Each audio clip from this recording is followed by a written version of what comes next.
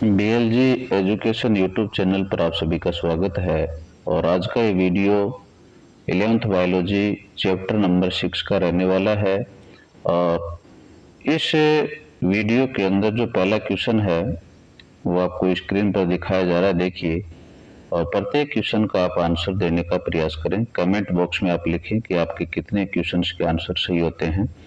पौधों में लंबाई बढ़ाने के लिए कौन सा उत्तक उत्तरदायी है, तो ये आपको बताना है। तो कौन सा है, तो बिल्कुल सही जवाब रहेगा शिस्त विभज्योतक। और डिटेल प्रत्येक आंसर की आप इसमें पढ़ें पॉज करके। घास में शाकाहारी जानवरों द्वारा खाए गए शेष भाग को पुनर्जीवित करने वाला उत्तक कौन सा है, तो ये है अंतर विशिष्ट विभज्योतक। द्वितीयक वृद्धि और तने की मोटाई बढ़ाने के लिए कौन जिम्मेदार है, तो कौन है, पार्श्व विभज्योतक है। कोशिका भित्ति का पतला होना और अंतर कोशिकीय स्थान का पाया जाना किस उत्तक का लक्षण है, तो किसका है, तो मर्दूतक का है, पेरेन्काइमा का है। नेक्स्ट है, कोनों पर सेलुलोज, हेमीसेलुलोज और पेक्टिन के जमाव के कारण मोटी भित्ति वाला उत्तक कौन सा है, तो कोणों का जिक्र हो गया तो स्थूल कोणोत्तक हो गया, ध्यान रखें। नाशपाती और चीकू के गुदे में दानेदार संरचना किसके कारण होती है, तो सोचिए। तो इसमें आ जाएगा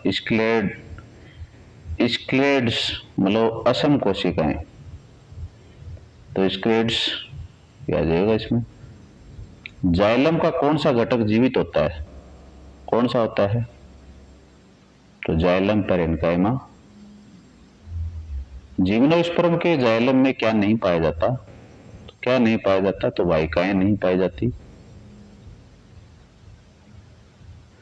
फ्लोएम का कौन सा तत्व परिपक्वता पर केंद्रक खो देता है लेकिन जीवित रहता है, तो चालनी नलिका इसमें आ जाएगा।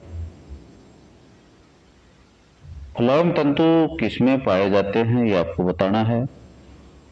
तो ये पाए जाते हैं द्वितीयक जाइलम के अंदर। रंध्र के खुलने और बंद होने का नियमन कौन करता है, कौन करता है, तो द्वार कोशिकाएं करती हैं। प्रत्येक पर्सन की जो डिटेल है ये भी आप पढ़ें। घास मतलब एक बीजपत्री में द्वार कोशिकाएं किस आकार की होती हैं, आपको बताना है। तो कैसी होती है, डमलाकार होती हैं। जड़ में पाए जाने वाले रोम होते हैं, कैसे होते हैं, तो ये एक कोशिकीय होते हैं। श्रवण पुल जिसमें जाइलम और फ्लोएम अलग अलग त्रिज्या पर होते हैं, तो कौन सा श्रवण पुल कहलाएगा, तो ये अरीय टाइप का कहलाएगा भी। खुला श्रवण पुल का क्या अर्थ है, ये आपको बताना है। तो कैम्बियम इसमें उपस्थित होता है। द्विबीजपत्री तने में श्रवण पुल कैसे होते हैं, तो संयुक्त और खुले होते हैं भी। एंडोडर्मिस की कोशिकाओं में सुबेरिन की पट्टियां पाई जाती, जिन्हें क्या कहते हैं, तो क्या कहते हैं, कैस्पेरियन पट्टियां कहते हैं। पार्श्व जड़ें कहां से उत्पन्न होती हैं, तो ये पेरिसाइकल या परिरम से विकसित होती हैं। एक बीजपत्री जड़ मोनोकोट रूट का मुख्य लक्षण क्या है, तो ये वही आदि दारुक होती हैं। इसकी जड़ में मज्जा पित्त बड़ा और सुविकसित होता है, तो ध्यान रखें एक बीजपत्री मोनोकोट की रूट के अंदर होता है। द्विबीजपत्री तने में श्रवण पुल कैसे व्यवस्थित होते हैं, तो ये वलय के अंदर होते हैं भी।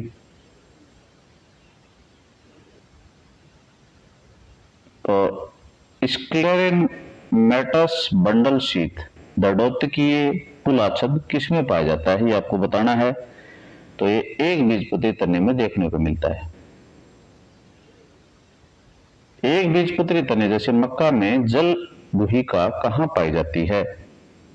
तो ये जाइलम के पास पाई जाती है। कहाँ? वेस्कुलर बंडल में। पृष्ठाधारी पत्ती किसकी विशेषता है? तो पृष्ठाधारी पत्ती होती है डाइकोट्स की, द्विबीजपत्री की। नेक्स्ट है, द्विबीजपत्री पत्ती में प्रण मध्योतक किन दो भागों में बटा होता है, ये आपको बताना है। तो किस में बटा होता है? खम्भ और स्पंजी मर्दूतक में। किस प्रकार की पत्ती में रंध्र और स्टोमेटा दोनों सतहों पर लगभग समान संख्या में होते हैं? तो इसका जवाब रहेगा समद्विपार्श्विक पत्ती। नेक्स्ट है, घास की पत्तियों में पाई जाने वाली बुलिफॉर्म सेल्स आबद्ध त्वक कोशिका, वेरी इंपॉर्टेंट, का कार्य क्या है? तो ये काम करती है पत्ती को मुड़ने, रोलिंग में मदद करना। ठीक है। अंतरापुलीय एदा का निर्माण किससे होता है? तो ये मज्जा किरणों से, मेडुलरी रे से होता है। सवन एदा बाहर की ओर कौन सा उत्तक बनाता है? तो ये द्वितीयक फ्लोएम बनाता है, वो सेकेंडरी फ्लोएम बनाता है। सवन एदा मतलब कैम्बियम किस उत्तक को अधिक मात्रा में बनाता है? तो ये बनाता है सेकेंडरी जाइलम वुड को। वार्षिक ओले किन क्षेत्रों के पेड़ों में स्पष्ट दिखाई देते हैं? तो ये दिखाई देते हैं शीतोष्ण कटिबंधीय क्षेत्रों में जो पेड़ पाए जाते हैं उनके अंदर। बसंत काष्ठ की क्या विशेषता है? तो ये हल्के रंग की और चौड़ी वाहिकाएं इनके अंदर पाई जाती हैं। अंतः काष्ठ हार्टवुड के बारे में सत्य कथन कौन सा, ये आपको बताना है। तो सत्य कथन इनमें से हो जाएगा, ये कीड़ों के प्रति प्रतिरोधी और गहरे रंग का होता है। रस काष्ठ शेपवुड का कार्य क्या है? तो जल और खनिज का सवन। तो पूरे चैप्टर को पढ़ के करने का प्रयास करें, इन प्रश्नों को आराम से हो जाएंगे, आसान से प्रश्न है।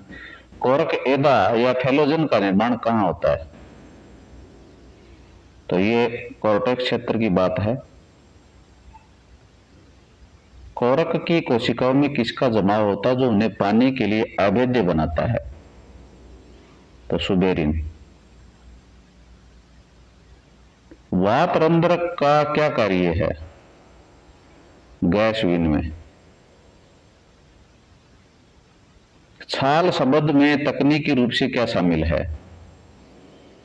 सवन एदा के बाहर के सभी उत्तक। मूल गोप किस उत्तक में अनुपस्थित होता है? तो ये हाइड्रोफाइट्स मतलब जलीय पौधे के अंदर। प्रोटोजाइलम केंद्र की ओर, मेटाजाइलम परिधि की ओर हो तो इस अवस्था को क्या कहते हैं? तो इसको एंडार्क कहते हैं भाई। बहुत ही अच्छा क्वेश्चन है। एक बीजपत्री तने में सवनपुल के चारों ओर कौन सा आवरण होता है? तो ये पुलाच्छद होता है।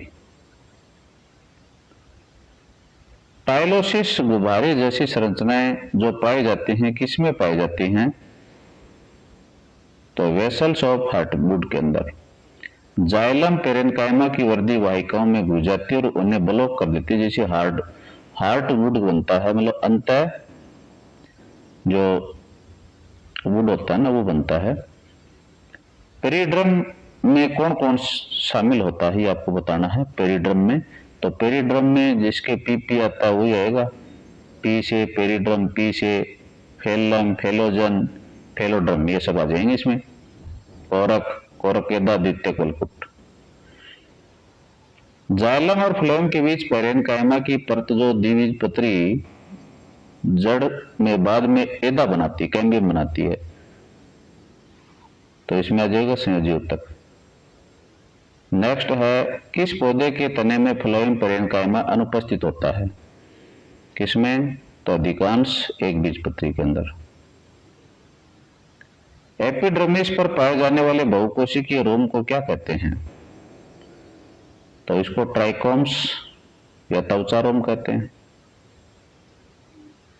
मज्जा किरणें किन पौधों में सुविकसित होती हैं?